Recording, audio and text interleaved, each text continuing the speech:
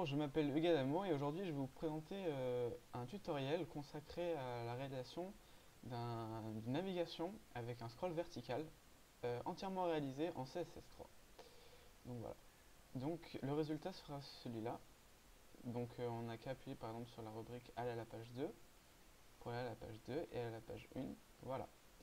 Alors, pour faire ce tutoriel, on va partir d'une page vide, une page vierge, hop, comme ceci. Alors j'ai déjà mis mes balises HTML, mon body et dans mon header, voilà, juste un titre et le lien avec la feuille de style qui est vierge aussi. Hop, donc voilà. Alors, tout d'abord, la première chose, c'est de faire l'architecture de notre page. Alors, en premier lieu, on va faire une div que je vais appeler wrap, qui va contenir mes éléments. Voilà, ce sera ma div principale, on va dire. Hop, on va la fermer. Ici, blam. Ensuite, on va se faire une petite navigation. Div qu'on va appeler navigation. Pour faire simple. Navigation. Hop. Alors, ensuite,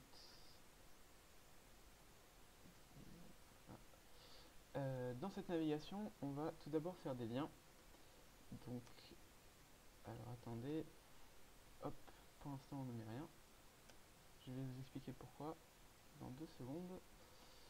On va lui faire une petite classe lien vers slide. Voilà. Et on va aller. Donc par exemple, on avait mis à la page 2 donc go to S slide 2. Et là, pareil, on ferme, on duplique cet élément, on en fait un deuxième. Hop, donc en fait ces éléments, ce sont ces deux éléments ici, qui sont les liens vers la page 2 et la page 1. Alors, pour l'instant, on ne met rien dans le lien, je vais vous expliquer pourquoi ensuite, on va s'en servir ensuite. Alors, ensuite, on va faire une autre div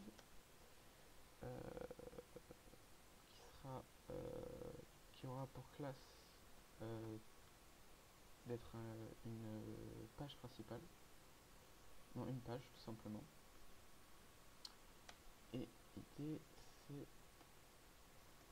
page. Alors je vais l'appeler page center, ce sera notre page de base. Voilà. Hop. Hop, on a juste un ici, clac. Et ensuite une dernière qui aura la même classe que donc la page classe et qui elle ça s'appellera page dessous. Voilà. Hop hop hop. Ou ouais. Page 2, tiens. Page 2. Page button. Voilà. Hop. Donc, on se retrouve avec donc une architecture plutôt basique. Donc, avec mes deux pages. Donc, la première page ici, la deuxième. Ma navigation. Donc, je vous rappelle, c'est les liens qui sont ici. Voilà. Alors, ensuite,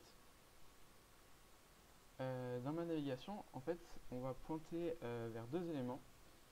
Alors, ça, c'est super important, qui seront à l'extérieur du wrap.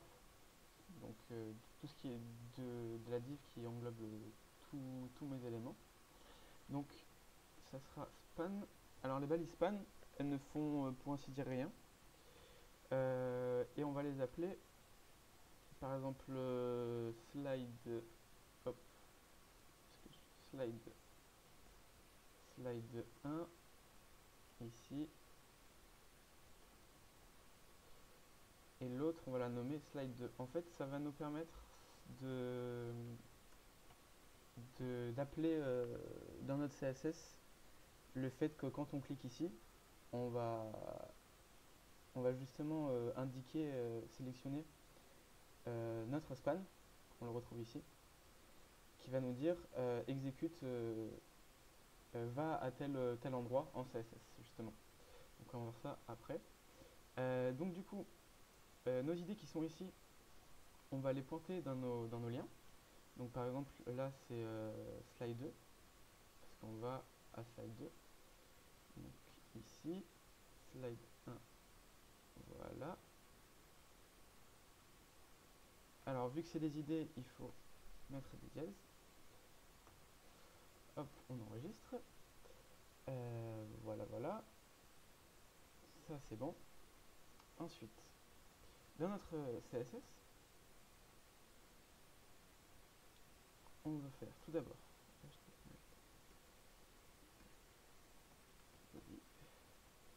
Alors, on va faire ça. Donc, on va lui mettre margin 0, padding de 0. Voilà. Ensuite, ce qui est important de définir, c'est donc par exemple là, je vais faire pour nos liens. On a deux liens. Je vais juste mettre pour que ça soit plus joli. On va mettre un text decoration. On va mettre none. Hop. Et alors, maintenant on va s'attaquer au wrap, ce qui englobe tout. On va définir ce que c'est en CSS. Donc, wrap, sauf que c'est un ID ici. Hop.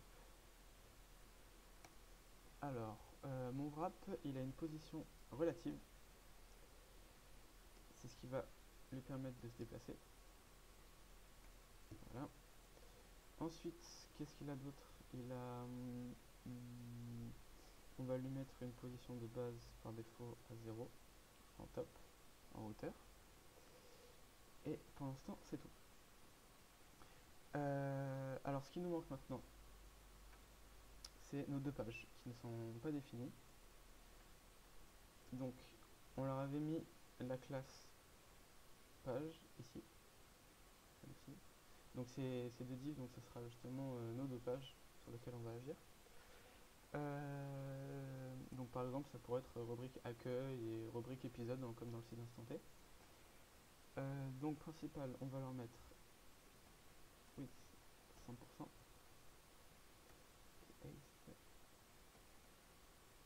100%. Donc voilà, donc elles vont faire tout mon écran. Ensuite, donc ça c'est bon. Ensuite la navigation, qui est ici. Alors, on va définir ma navigation. On va faire ça comme si c'était un peu une... ça sera position fixe. Comme ça, on va pouvoir y accéder partout dans le site. On va lui mettre un top de 0 pour qu'elle soit en haut. Et après, text align pour que ça soit sympa, on va mettre hop, ici, on va centrer le texte.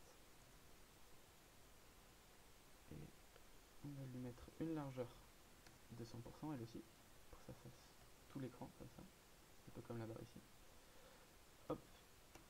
Et une hauteur, moi je vais mettre 5% parce que j'ai envie qu'elle soit assez petite. Voilà. Donc déjà, pour pouvoir la repérer, on va mettre un background color. On va mettre un code couleur gris que j'ai déjà. 2E et 32. Voilà. Alors, notre page déjà. Hop, donc voilà, vous voyez, on a déjà les deux slides ici, les deux liens. Hop, et pour l'instant, on n'a pas de transition, il ramène vers les spans, justement. Mais il n'y a aucune animation qui se fait. Alors, c'est normal. Parce que déjà, on va juste faire quelque chose au cas où, ici. On va mettre un padding, hop, de 0 et margin 0 aussi. Voilà. Hop, on est bon. Pour pouvoir repérer du coup nos deux pages, on va mettre des couleurs par défaut.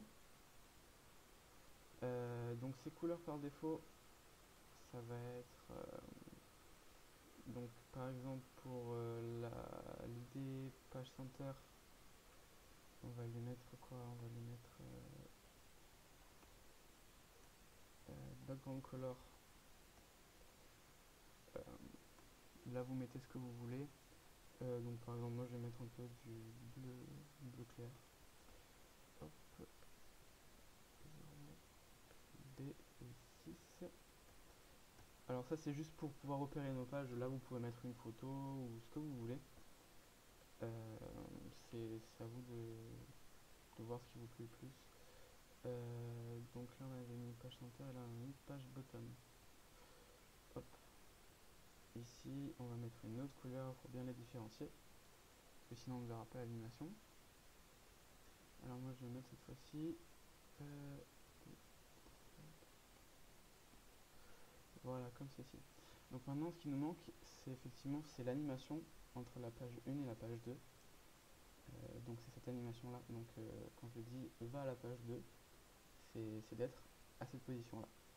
Donc en fait l'astuce ça va être donc justement de dire quand slide 1 target, alors c'est wrap,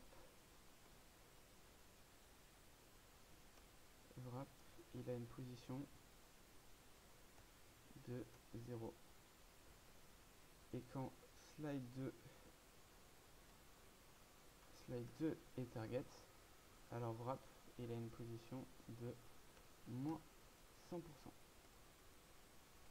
Voilà, maintenant on va tester ça. Voilà, et maintenant ça marche.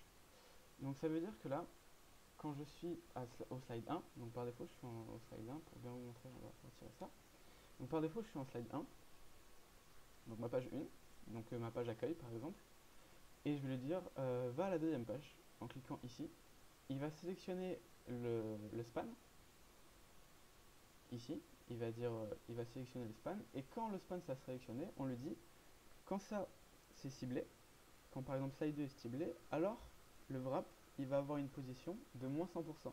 Donc ça veut dire qu'il va se retrouver à moins 100%. Donc par exemple là il est à 0% en top, et il va slider entre guillemets, il va se retrouver à la position moins 100%. Donc voilà, comme ceci. Hop. Là il aurait juste fallu faire. Pour éviter d'avoir la barre de scroll ici, c'est super simple. Dans votre body, vous faites un overflow hidden. Hop. Hidden. Voilà, comme ceci. Hop. Donc voilà, donc maintenant on a on a ça qui fonctionne. Le seul problème, c'est l'animation, ce petit effet qui donne bien. Voilà. C'est juste ça qui justement fait que voilà, c'est quelque chose d'agréable, quelque chose de beau.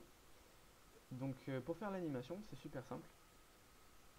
Dans votre wrap par défaut, vous mettez, ou dans le contenu, vous mettrez une transition.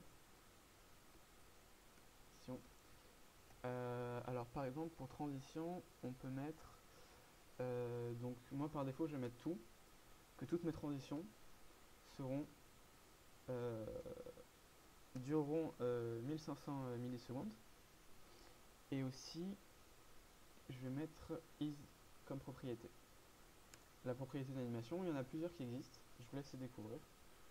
C'est assez simple à découvrir. Voilà. Hop. Par exemple là, comme je suis sous Opera, pour être sûr que ça marche, que l'animation, la transition marche aussi sur Opera, je vais ajouter le O. Et si je veux par exemple que ça soit pour Google Chrome et Safari, pour être sûr que ça marche bien, je peux faire ça aussi. Voilà. Hop. Donc maintenant voilà, on a notre propriété qui nous permet de dire si le slide 1 est sélectionné, alors tu vas à telle position, et si c'est le slide 2, alors tu vas à telle position. Donc maintenant, on va voir si la transition marche. Donc par exemple, je vais au slide 1, Et effectivement, ça marche. Je vais au slide 2, je vais au slide 1, et il y a une petite transition qui se fait.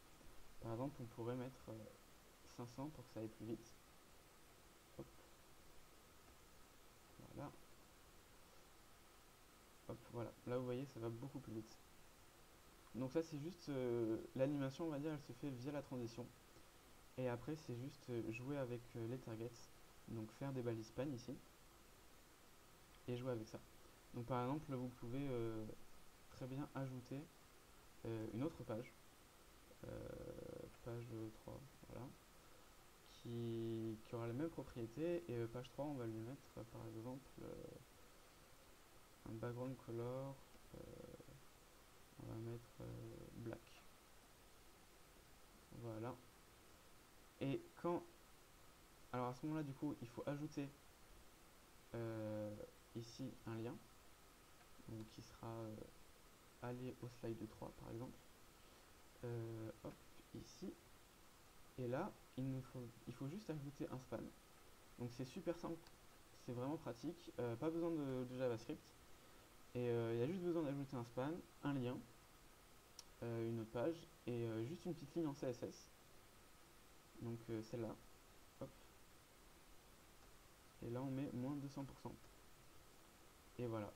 Et du coup, on va retourner au slide 1, on est déjà, très bien. Du coup, il faudra juste aller par exemple, aller à la page. Ah, j'ai une petite erreur ici, voilà. Du coup, voilà, c'est super simple. C'est aller à la page 2, à la page 1, aller à la page 3. Voilà, on peut ajouter des rubriques très très facilement. Et justement, comme c'est en CSS, c'est vraiment pas lourd du tout. Les transitions sont fluides. Et voilà, c'est super simple à faire. Donc j'espère que ce tutoriel vous aura plu et apporté enfin, vous aura apporté quelque chose et que vous pourrez le tester dans différents dans vos projets futurs. Et donc je vous souhaite une bonne journée ou une bonne soirée. Et voilà, à bientôt, au revoir.